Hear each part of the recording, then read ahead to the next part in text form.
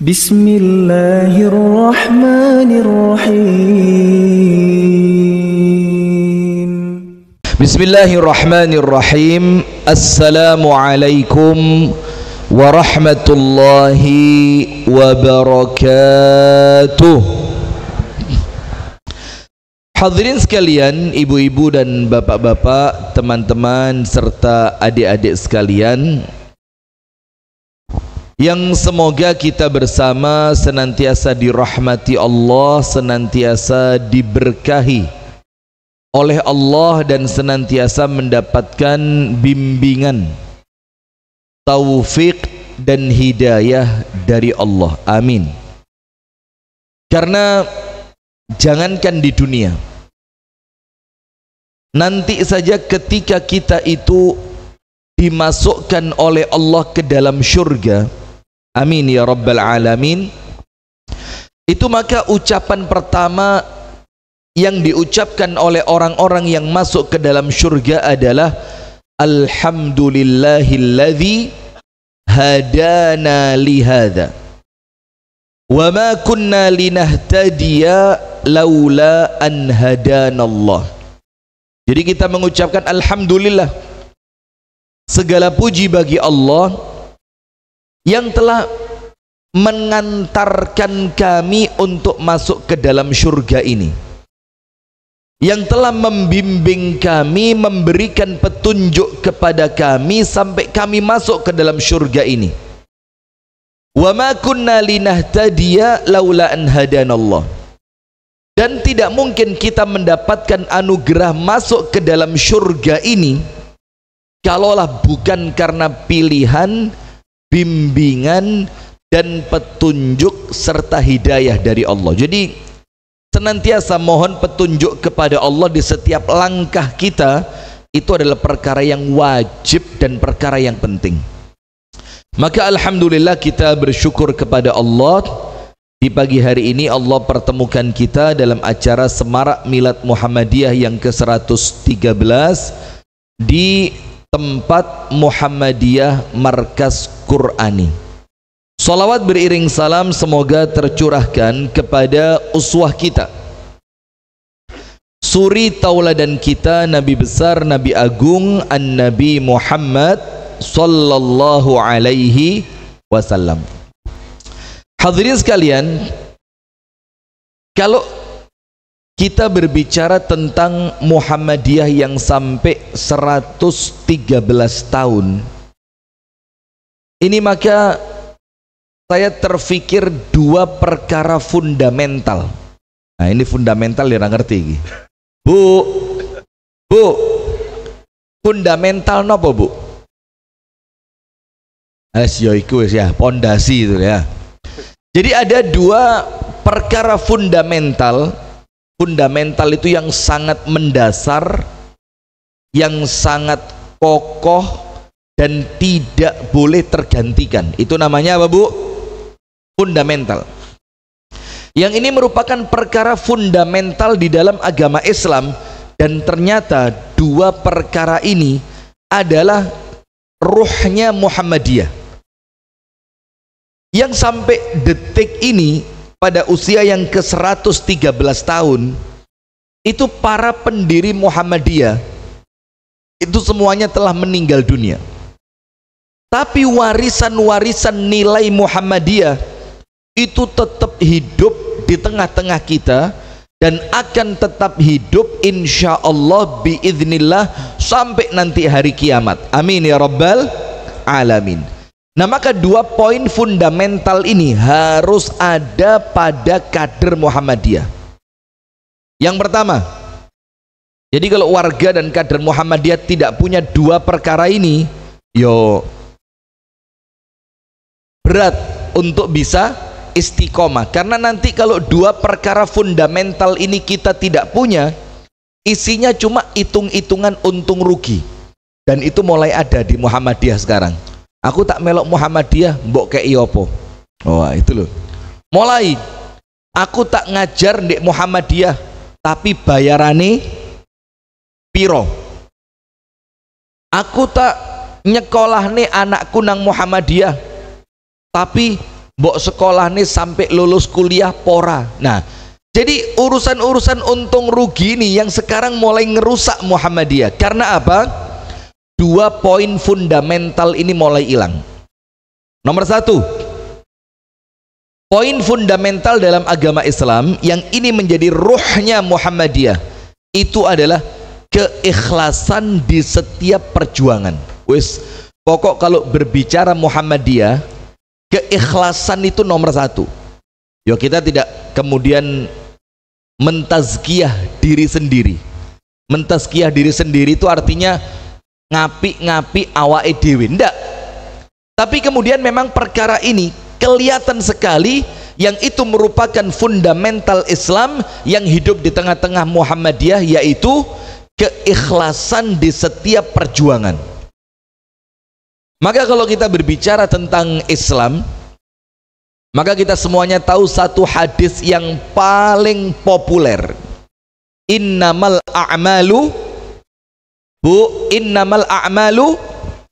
binniyat. Saya tadi sempat kaget, Ustaz. Apa itu? Saya kira innama qoli rahmatan fa Allah ghufran. Masya Allah. Saya serius gini, makoli. Tapi tidak apalah ya, karena kalau tidak ada yang begitu-begitu dunia ini tidak seru. Maka kita perlu sing rotok-rotok nyeleneh gitu supaya hidup ini semakin berwarna ya. Sudah, kita lanjutkan. Innamal a'malu binniyat. Ini pondasi. Termasuk kalau kita masuk dalam surah Al-Bayyinah ayat yang kelima, wa ma umiru illa liya'budullaha mukhlishina lahuddin. Ikhlas. Sampai Nabi Muhammad itu mengatakan kepada para sahabatnya, walaupun omongan ini lebih pantas buat kita dibandingkan untuk para sahabat Nabi, karena sahabat Nabi itu orangnya lurus-lurus, ikhlas, keren. Cuma kita ini yang mulai suloyo. Maka Rasul mengatakan, ibadallah akhlisu a'malakum lillahi ta'ala. Wahai hamba Allah, kalau kalian beramal, kata Nabi Muhammad, jadikan amalan kalian itu murni karena Allah. Panjenengan tahu murni ya? Murni itu bukan seperti yang sekarang kecampuran etanol. Jadi murni itu ya betul-betul apa? Nah, mulai etanol ini mesti iling Ustadz Bahlil. Berarti meskipun dalam campuran itu ada unsur benarnya, kalau sudah dicampur itu elek, rusak ya? Rusak. Nah, maka kalimat akhlisu itu murnikan. Murnikan dalam artian apa? Jangan sampai ada sesuatu yang untuk Allah, tapi dari sesuatu yang awalnya murni untuk Allah, kecampuran sesuatu selain Allah. Contoh, kalau sekarang kepingin terkenal, kepingin diakui, kepingin kalau pengajian jenenge disebut kepada yang kami hormati. Nah, kepingin kelihatan menonjol dibandingkan yang lain. Nah, perkara-perkara semacam ini repot. Dan ini bukannya Muhammadiyah kalau sudah seperti ini. Maka orang-orang Muhammadiyah itu yang menjadikan kita ini tetap eksis sampai 1 abad lebih, itu karena power keikhlasan, karena kekuatan orang-orang penggerak Muhammadiyah ini di dalam keikhlasannya. Maka kalau sampai keikhlasan itu hilang, ya sudah, tinggal tunggu waktu, pergerakan Muhammadiyah ini pun dari waktu ke waktu akan hilang. Hati-hati. Saya kasih contoh ikhlas di dalam pergerakan Muhammadiyah. Contoh ya, begini contohnya. Insya Allah kalau warga Muhammadiyah sudah tidak asing lah. Ketika founding father kita, yaitu Bapak Kiai Haji Ahmad Dahlan rahimahullah, itu dapat cerita dari sekretaris Muhammadiyah bahwasannya guru-guru di pendidikan Muhammadiyah sudah 3 bulan boten bayaran. Masya Allah. Ini kalau guru sekarang gak bayaran telungulan, apa yang mereka lakukan? Wis kokot ae wis, kokot. Ya apa kalau 3 bulan gak bayaran? Beliau ini guru senior ini. Pripun Bu Guru? Pernah gak bayaran sampai 3 bulan rapet gitu? Loh, enggak pernah. Pernah loh. Padahal sekoto ini. Masya Allah. Berarti sudah manajemennya sudah bagus ya. Jadi yo gak bayaran itu bukan malah keren, yo ndak. Cuma kita mau ceritakan spiritnya. Apa? Kita mau ceritakan apa? Spiritnya. Jadi begini. Setelah 3 bulan gak bayaran, itu gurune gak protes, tapi pimpinane yo tidak lepas tanggung jawab. Dilaporkan sama Kiai Haji Ahmad Dahlan, Mbah Yai, ini guru-guru di sekolahan Muhammadiyah sudah 3 bulan belum bayaran. Sudah, ya wes mulio. Tidak lama setelah itu, apa yang terjadi? Subhanallah, Mbah Yai Ahmad Dahlan itu nulis iklan yang ditayangkan di buletin atau media di zaman itu, iklan untuk dijual. Apa yang diiklankan? Semua perabotan yang beliau punya, sepeda didol, bahkan mesin ketik yang beliau pakai untuk nulis sehari-hari diiklankan untuk dijual. Bahkan batik-batik koleksi terbaik yang beliau punya itu diiklankan untuk dijual. Sampai semua perabotan rumah ditulis namanya apa, spesifikasinya seperti apa, ditawarkan dengan harga berapa. Apa yang terjadi? Orang-orang kaya di Yogyakarta itu kaget, dikira Mbah Yai Ahmad Dahlan mau pindah. Iki ketoke kate pindah, kok barangnya didol. Maka datang orang-orang kaya itu, Mbah Yai, badhe pindah pundi? Dibilang, loh, aku ora kate pindah. Mereka tanya, loh, lah niki enten iklan peda pancal didol, mesin ketik didol, batik didol, lemari didol. Lah niki lek mboten pindah panjenengan kate ngapain? Mau ngapain? Apa jawabannya Ahmad Dahlan? Ngene lho. Lah iki guru-guru Muhammadiyah wis 3 wulan ora bayaran. Dan saya pemimpin mereka kudu tanggung jawab. Maka apa yang saya lakukan? Ya mereka harus tetap bayaran, saya harus berani torok. Itu loh jiwa Muhammadiyah itu. Ikhlasnya di situ. Tapi sekarang ndak. Sekarang ini lek gak ono untungnya gak gelem mlebu Muhammadiyah. Gak gelem soro titik, torok titik, ngersoloni luar biasa. Jadi capek itu sekarang bukan Muhammadiyah. Torok itu bukan Muhammadiyah. Kesel, menguras energi, menguras tenaga, menguras pikiran, bagaimana Muhammadiyah bisa muncul, itu bukan. Sekarang yang dicari nama pribadi ndompleng Muhammadiyah. Nggih napa nggih? Nggih napa nggih? Sekarang kepingin namanya muncul tapi ndompleng Muhammadiyah. Kalau zaman dulu jenengku ora muncul ora popo, sing penting Muhammadiyah muncul. Itu zaman dulu. Maka spirit keikhlasan ini yang menjadikan Muhammadiyah itu eksis sampai 1 abad lebih. Maka sekarang ayo bismillah, spirit itu kita munculkan lagi. Aku raketok rapopo, sing penting Muhammadiyah dadi. Omahku elek rapopo, sepenting sekolahan Muhammadiyah kudu apik. Mobilku elek ramasalah, sing penting kegiatan Muhammadiyah dananya harus ada. Spirit ikhlas ini yang harus dimunculkan kembali di dalam organisasi Muhammadiyah. Yang kedua, nomor 1 apa? Ikhlas. Ini muqaddimah ini, jangan khawatir. Karena materinya kan generasi emas yang berintegritas. Yang kedua, karena ini mulai muncul tarik menarik di Muhammadiyah ini dari kelompok-kelompok liberal. Insya Allah panjenengan yang aktif di Muhammadiyah keroso banget insya Allah. Tapi kalau Muhammadiyah cuma jobo-joboan, yusra keroso. Dikira Muhammadiyah itu tetap seperti dulu anti TBC. takhayul, bid'ah, khurafat. Sekarang mulai hilang. Bahkan orang Muhammadiyah ceramah TBC saiki dilok nih, oh cok ngono kok Muhammadiyah ya elek.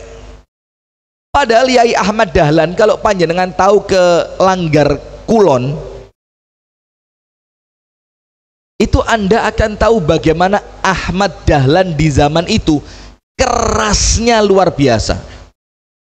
Bahkan nun sewu, ini contoh gampang lah, contoh gampang. Walaupun ya tentu tidak apple to apple, kira-kira ya mbok ya ndak. Apple to apple itu podo 100% gitu loh. Panjenengan nate tepang Yai Afroki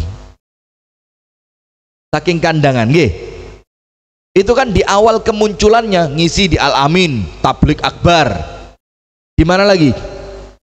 Oh, luar biasa.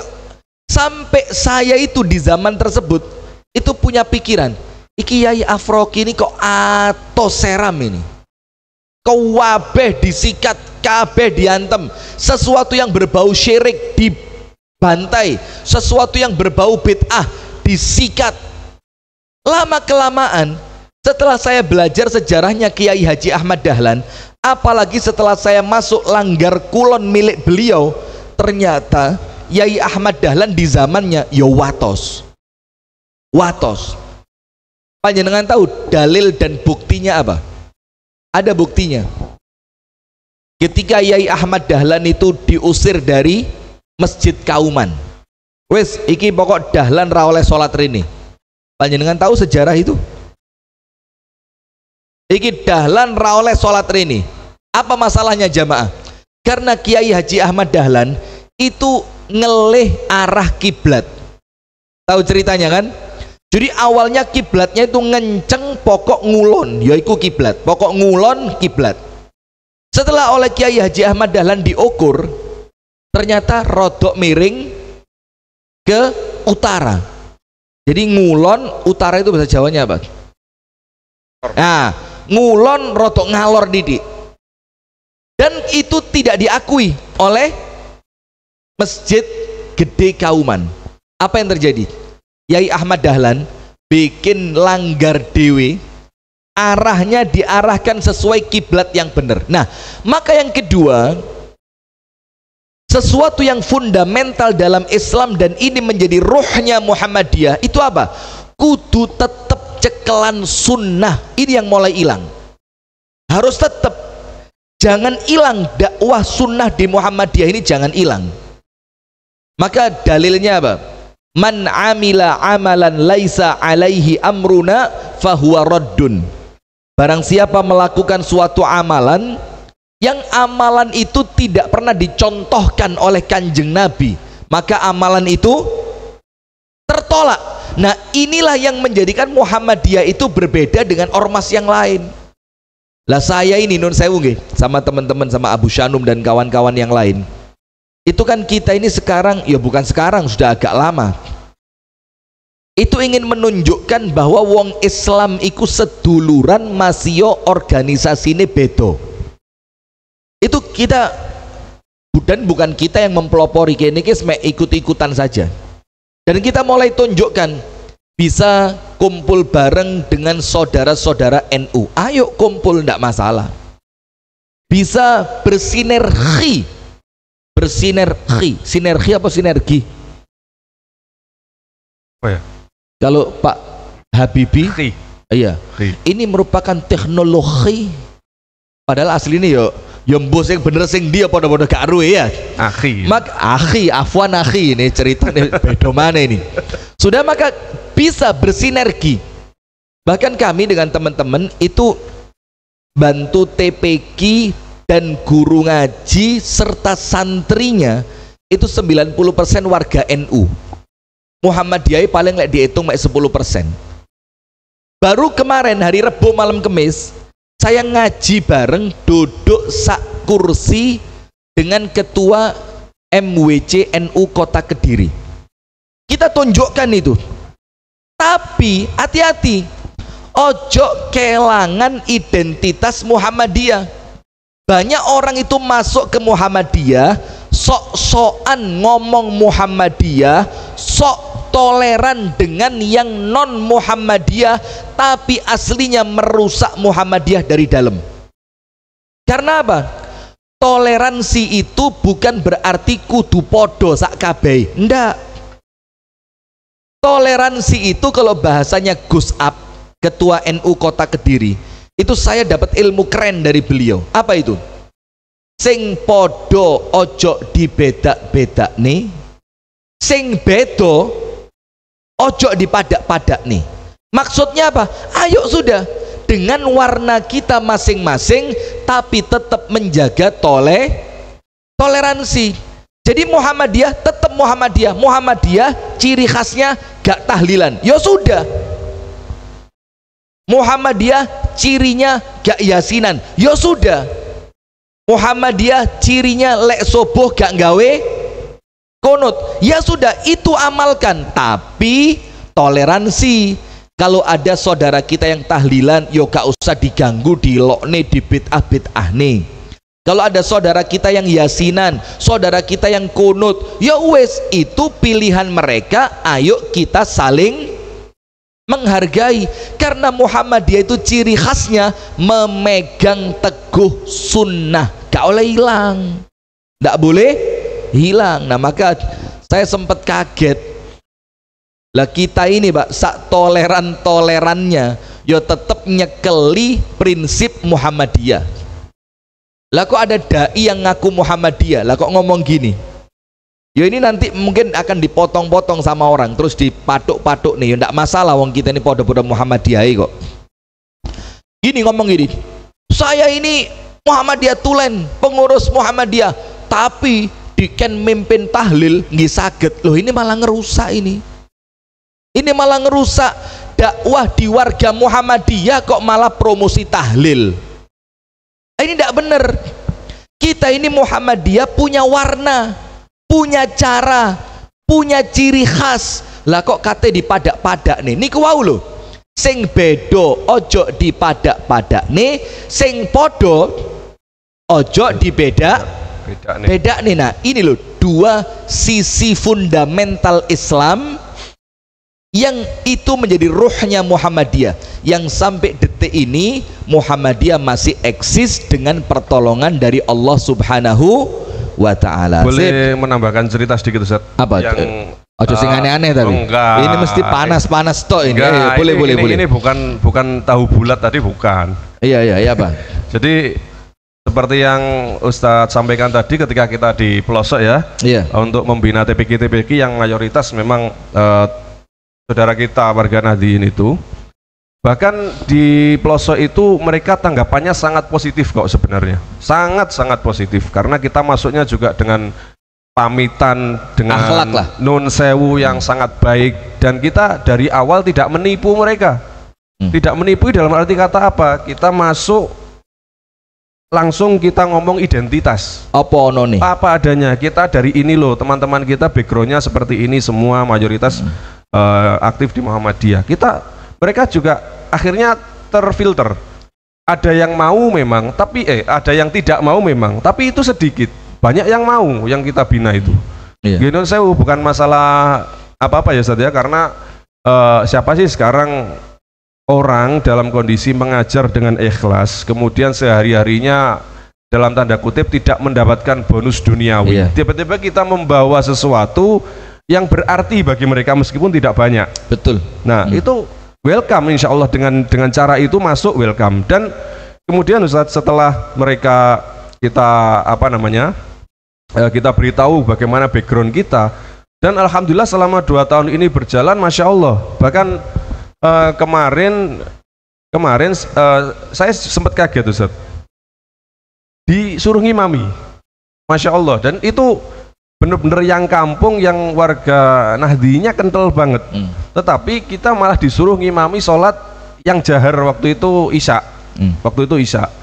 Ya wis, apa adanya kita, nggak ada zikir yang jahar dan sebagainya. Dan mereka sangat welcome sebenarnya itu. Mereka toleran juga. Toleran juga sebenarnya, asalkan kita juga nggak memicu sesuatu yang bisa bikin panas lah ya, obong-obong lah ya, namanya main cantik gitu namanya kan. Jadi kita tetap dengan garis kita, tetap Islamnya sama, sholatnya podo, jamaah yo bareng-bareng. Tetapi Masya Allah, kerukunan ini yang berusaha kita jaga, untuk kita tambahkan di masyarakat bahwa kita semua bersaudara. Nah itulah, maka kalau di awal ini supaya kita ada acara-acara milad Muhammadiyahnya gitu ya, maka 2 poin fundamental ini tidak boleh hilang. Nomor 1, ikhlasnya kudu kuat banget. Walaupun ya mohon maaf lah, ikhlas ini bukan berarti gak dibayar, dikongkon kerja, disuguhi kalimat ikhlas, ya enggak, profesional. Tapi dalam sisi perjuangan, ayo kita kuatkan ikhlasnya penggerak dan warga Muhammadiyah. Yang kedua, mengamalkan sunnah harus kembali ditoto maneh. Karena sekarang Muhammadiyah itu nun sewu nggih. Ini tolong nanti ya apa bisa dipotong live ini. Jadi Muhammadiyah ini terkesan toleran banget dengan yang namanya liberal. Wes toleran. Tapi dengan kelompok yang mengamalkan sunnah kesannya koyok musuh banget. Nah, ini kan akhirnya timpang. Kita ini dengan satu sisi toleran banget, dengan kelompok yang lain anti banget. Nah maka harus adil. Harus apa? Adil, karena itulah ruhnya Muhammadiyah. Baik, ibu-ibu faham bu? Serang ngerti belas lek serius ngene iki ibu-ibu. Bu, alah ngerti opo? Paham? Nopo? Apa? Faham apa? Faham apa? Bolehnya poligami dalam agama Islam. Faham nggih? Lo kok langsung boten ya apa ini? Faham boten? Sip. Sekarang kita masuk ke materi ya, singkat aja lah karena udah jam 7 kurang dikit. Jadi membentuk generasi emas yang mereka itu memiliki integritas. Ini landasannya 2 ayat Quran. Yang pertama dalam surah An-Nisa ayat yang ke-9. An-Nisa ayat berapa? 9. Allah Ta'ala berfirman, wal yakhshal ladzina law taraku min khalfihim dzurriyyatan dhi'afa khafu 'alaihim falyattaqullah wal yaqulu qawlan sadida. Allah berfirman begini, hendaknya mereka itu takut. Mereka ini siapa? Yo poro bapak, poro ibu kita ini loh, yang sudah punya anak. Hendaknya mereka itu takut kalau mereka meninggalkan generasi setelah mereka yang generasi itu lemah. Lemah ini yo macam-macam sisinya. Nomor 1, lemah iman dan amalan. Nomor 2, lemah secara intelektual. Nomor 3, lemah secara finansial. Jadi aku kudu kuat kabeh. Maka jangan sampai kita ini meninggalkan generasi kita, anak turun kita dalam keadaan imannya lemah, dalam keadaan akalnya lemah, dalam keadaan kekuatan ekonominya juga lemah. Oleh Allah dilarang itu. Bayangin Pak, agama apa yang ngurus sampai urusan seperti ini kalau bukan Islam? Maka Allah mengatakan hendaknya kalian itu takut. Jadi ojo gampang-gampang meninggalkan anak turun kita dalam keadaan mereka itu lemah, yang nanti kalau panjenengan meninggal panjenengan khawatir, waduh anakku yo opo yo, engko lek aku mati anakku mangane teko endi yo, engko lek aku mati enom anakku sekolah sing bayari sopo yo. Itu oleh Allah dilarang. Maka ketika Allah melarang itu berarti Allah memerintahkan kepada kita untuk menyiapkan generasi emas yang punya integritas. Nggak iso sembarangan Pak. Maka Allah ngasih 2 resep biar perjalanan generasi emas ini sukses. Apa resepnya? Masih dalam surah An-Nisa ayat 9. Apa resepnya? 2. Nomor 1, fal yattaqullah. Hendaknya orang tua ini dan para pendidik ini, atau kalau kita bilang di Muhammadiyah, yo para ayahanda ini yang duduk di jajaran PCM, PDM, PWM, itu hendaknya mereka falyattaqullah, takwanya kepada Allah harus kuat. Takwa itu apa? Yo ibadai kudu mantep. Maka warga Muhammadiyah ini lek subuhane gak di masjid ngono jane yo sini-sini yo. Terus posone males yo sini-sini. Sedekah dimit-imit yo sini-sini. Karena salah satu yang Allah katakan di dalam Quran, agar generasi kita itu oleh Allah dijaga, kekuatan iman mereka terjaga, kekuatan akliyah mereka terjaga, kekuatan finansial mereka terjaga. Nomor satu kata Allah Ta'ala, falyattaqullah, jadilah orang tua yang bertakwa kepada Allah. Maka mana mungkin generasi ini apik wong tuane ra tau salat. Generasi ini apik wong tuane ra tau poso. Ini kalau bahasa Jawa, wong tuane gak tirakat. Ngerti mboten kalimat tirakat ini? Ngerti. Jadi wong tuane niku kudu tirakat, tangi bengi tahajud anake didongakne. Poso diniati supaya Allah ngapik-ngapiki anake. Ketika sholat gak lali ndonga untuk anake. Dan ini contohnya banyak. Anda kalau mau contoh para ulama zaman dulu, wong tuane mesti tirakat. Ibundanya Imam Syafi'i tahu? Siapa namanya?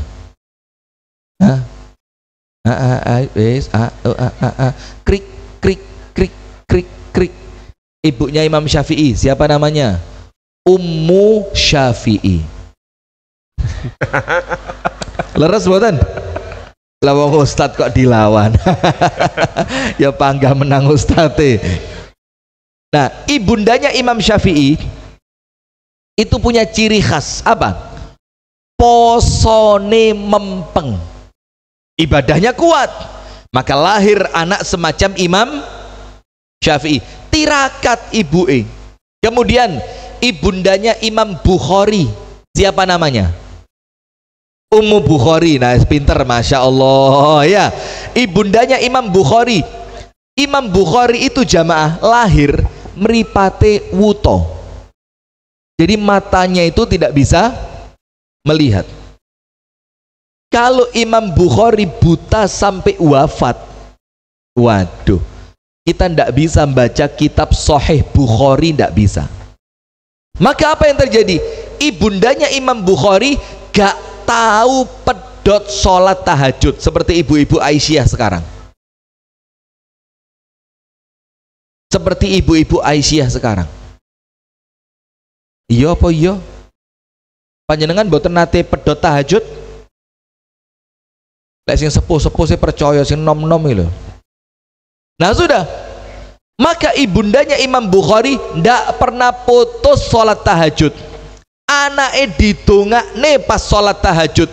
Di suatu hari ketika mimpi ketemu Nabi Ibrahim, sama Nabi Ibrahim dibangunkan. Dibangunkan bagaimana? Bu, tangiyo bu. Iya ya, bahasa Jawa, bahasa Indonesia ya. Bu, bangun bu. Kenapa? Karena Allah telah mengembalikan pandangan mata anak panjenengan. Kaget, ketangen, bangun tidur, anaknya yang namanya Muhammad ibnu Ismail al-Bukhari dibangunkan, lele, tangile. Kemudian meripate, mau diculek untuk ngetes sudah bisa lihat atau belum, dan ternyata sudah bisa melihat. Lihat Pak, falyattaqullah, takwa kepada Allah. Wong tua kudu tirakat gawe anake. Kalau di Muhammadiyah, para ayahanda itu kudu tirakat gawe pemuda dan anak-anak di bawahnya supaya Muhammadiyahnya jaya. Yang kedua, dalam An-Nisa ayat yang ke-9, waliyaqulu qaulan sadida, omongane kudu apik. Tidak boleh orang tua itu kasar di depan anaknya, mesuh di depan anaknya, nyentak di depan anaknya. Tidak boleh. Karena salah satu faktor yang menjadikan pendidikan itu sukses, lisannya para pendidik harus lisan yang baik. Jadi cangkem melek itu tidak boleh. Iya, kalimat-kalimat, kita lihat sekolah-sekolahan sekarang ya, mudah-mudahan sekolahan Muhammadiyah sama Allah dijaga ya, amin ya rabbal alamin. Itu guru lek ngomong wis boten enten bosone. Zaman kita kecil panjenengan eling boten, itu saya pernah dihukum ngadeg di depan tiang bendera mulai jam 7:30 pagi sampai jam 9:30 istirahat. Gara-garanya apa? Guru bahasa Indonesia datang karena waktu itu beliau terlambat, dan sampai sekarang beliau masih hidup. Saya doakan mudah-mudahan sehat panjang umur, amin. Namanya Pak Astono, guru saya di Kasembon. Itu zaman dulu ketika guru telat terus guru datang, saya ngomong ke teman-teman saya, "Hei, Pak Astono teko." Sama teman saya masih ingat namanya siapa? Suryani. Sekarang ya masih hidup. Itu bahasa kan itu? Enggak. Oh, itu bahasa, iya kufron lagi nih. Bahasa Subhanallah, teman saya sekelas, baik anaknya Masya Allah, dilaporkan, Pak Astono, wau, Rifki, matur, tirose, Pak Astono teko. Dilaporkan saya. Langsung apa? Rifki, akhirnya nih ngadeg ngarepe tiang bendera, dihukum ngadeg 2 jam. Maka sekarang kulit saya ireng ini gara-gara Pak Astono itu. Karena ndak boleh ngomong Pak Astono teko, itu ndak boleh. Seharusnya pripun? Pak Astono rawuh. Sekarang masih ada yang begitu? Pak Luki kita tanya Pak Luki. Pak Luki, pripun Pak Luki? Ayo antum tanya. Ndak ada sekarang, bahkan sekolah Muhammadiyah. Pak, kesel Pak, istirahat sih Pak. Dan kami tidak memungkiri, di sekolah kami pun sama. Artinya apa? Ini PR, bagaimana para guru itu menjadi contoh, menjadi teladan. Bagaimana orang tua di rumah nyontoi, ngei teladan yang bagus. Ngomongnya kromo inggil, itu harus dimunculkan lagi. Karena pendidikan itu diawali dengan wal yaqulu qaulan sadida, ngomongnya sing api. Sekarang agak serba repot Ustaz. Kenapa repot? Murid dijawel titik, orang tua lapor. Oleh nih murid. Dan saya sepakat dengan itu. Pokok orang tua yang tidak mendukung pendidikan di sekolahan, pulangin anaknya. Itu begitu. Lawang nitip anak kepingin dididik lah kok kurang ajar mbek pendidik. Begitu ya? Oh, semangat takbir. Kawani. Masya Allah, kawani. Nah, maka begitu. Sampai kami punya teman di Batu. Panjenengan masih ingat almarhum Ustadz Abdul Muhid? Itu kan sekarang putra-putra beliau kan jadi mubalek, jadi dai. Yang satu sekolahan sama saya waktu di Jakarta, itu yang sering isi di Pari juga, Ustadz Rahmat Azhar. Terus kemudian kakaknya namanya Ustadz Arif Saifuddin. Iya, itu anak-anaknya Ustadz Abdul Muhid, kan bikin pondok sekarang, namanya Pondok Al-Furqan, Pondok Muhammadiyah Al-Furqan Al-Islami litahfidzil Quran. Itu sebelum orang tuanya nitipkan anaknya di pondok beliau, tanda tangan. Tanda tangan apa? Persetujuan untuk anak saya dididik dengan cara pondok. Kalau tidak terima, gak usah tanda tangan, gawon anakmu mulih. Karena tidak bisa Pak, didik anak wong, kemudian setelah kita didik lah kok wong tuane ngelok nih pendidiknya, wah itu ya kurang ajar banget itu. Itu namanya tidak barokah. Nah sudah. Sekarang ayat yang kedua. Ayat yang keberapa? Kedua. Jam piro ini? Oh baru jam 6 kurang seperempat. Selesai jam 9 kan? Jam 10. Oh jam 10. Oh jam 9. Ngaji yuk selesai jam 9 nisin. Jam 10. Wong karnaval itu berapa jam kalau karnaval? Pagi sampai malam. Wah, karnaval pagi sampai malam kok, panas dibelani kok. Nggih apa nggih? Jam berapa? 12 malam. Sip. 12 malam. Karena ini acara rangkaian sampai malam nanti. Iya, jadi panjenengan ikuti terus. Nomor 2, ayat yang kedua. Ini ayat yang panjenengan insya Allah sampun apal. Ini untuk generasi emas yang memiliki integritas. Allah Ta'ala berfirman, ya ayyuhalladzina amanu qu anfusakum wa ahlikum naro. Wahai orang-orang yang beriman, jagalah keluargamu, anak istrimu dari panasnya api neraka. Apa penafsiran Abdullah ibnu Abbas ketika mengatakan qu anfusakum wa ahlikum naro? Kata Abdullah ibnu Abbas, alimuhum wa adibuhum. Alimuhum, ajarkan ilmu kepada mereka. Dan ilmu yang paling wajib itu 3. Ayo Bu, ilmu yang paling wajib pinten Bu? Pinten Bu? 3. Nomor 1, ajarkan anak kalian tentang ilmu wajib yang nomor 1, yaitu tauhid. Pak Tauhid duduk sebelah mana tadi? Masya Allah, ini loh ilmu sepuh ini. Maka jangan sampai meninggal Pak Tauhid, ini bahaya. Kalau tauhidnya mati, yang muncul syirik nanti. Iya, jadi Pak Tauhid kita toto bagaimana caranya gak mati-mati. Kalaupun mati nanti kita formalin, kita tutup di lemari kaca. Nyanyi Fir'aun. Nyanyi Fir'aun. Guyon-guyon Pak Tauhid. Nah, maka ilmu wajib yang pertama apa? Ilmu tauhid, supaya mereka kenal kepada Allah. Abdullah bin Abbas itu ngomong dalam hadisnya, generasi sahabat Nabi itu mentalkin anak mereka yang baru lahir, bendino ditalkin kalimat apa? Allah. Jadi sebelum mereka ngerti bu mi iki mi saingan be bapak mak mi iya umi itu umi ya umi, masya Allah, ini pas lurus ini. Sebelum mereka ngerti kalimat maem, sebelum mereka ngerti kalimat bubu, itu mereka ditalkin dengan kalimat apa? Allah. Jadi kata turu nah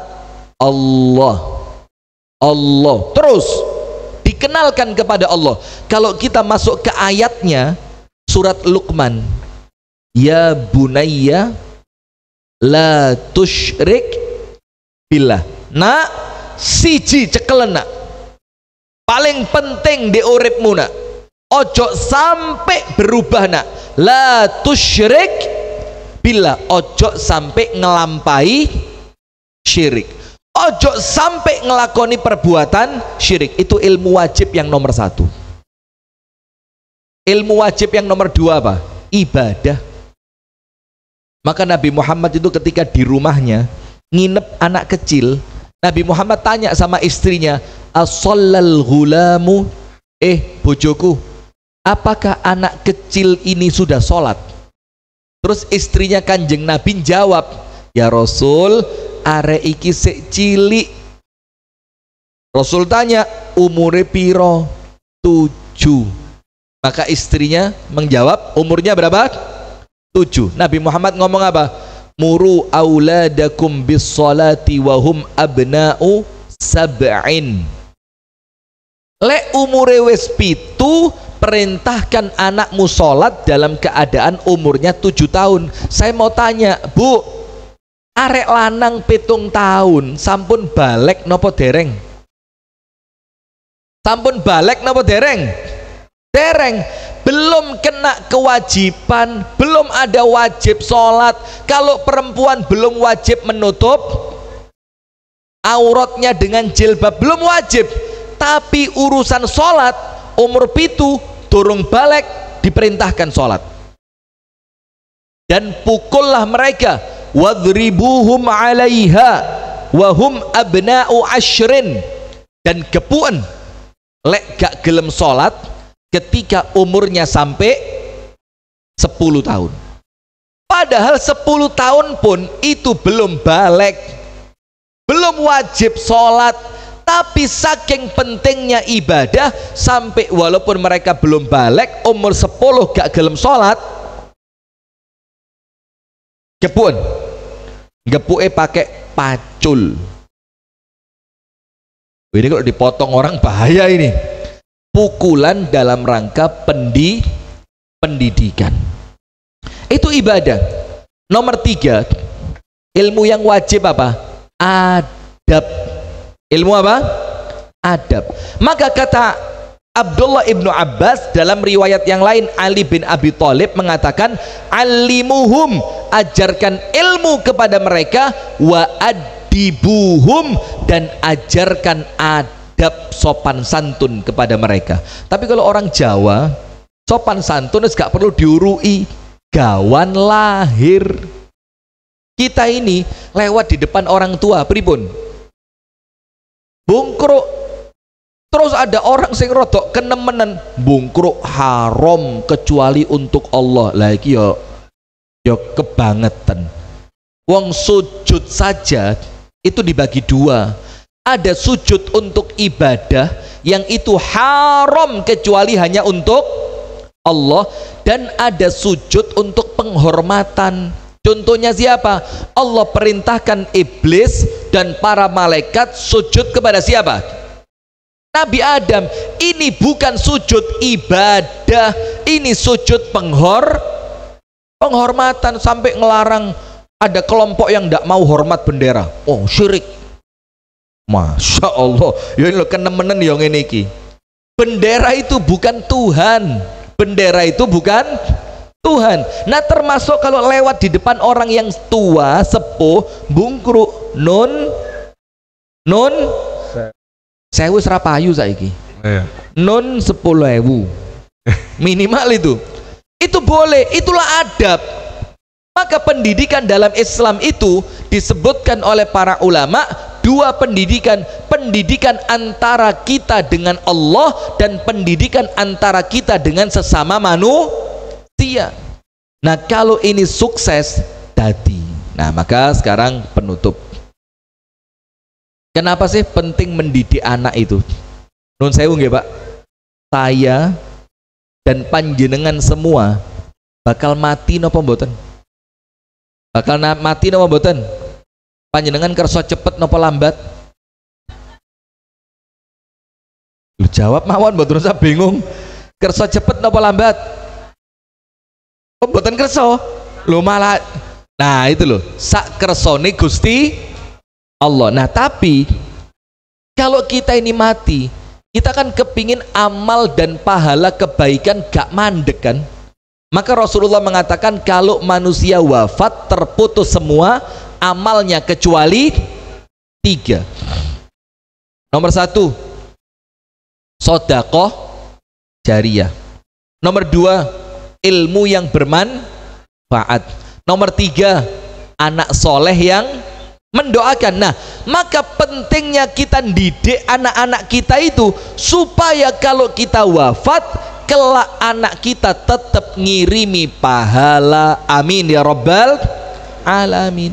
Ngerti anak kita, oh sedekah ngono, lek tak kei jeneng sedekah atas nama orang tua saya, pahalaku double.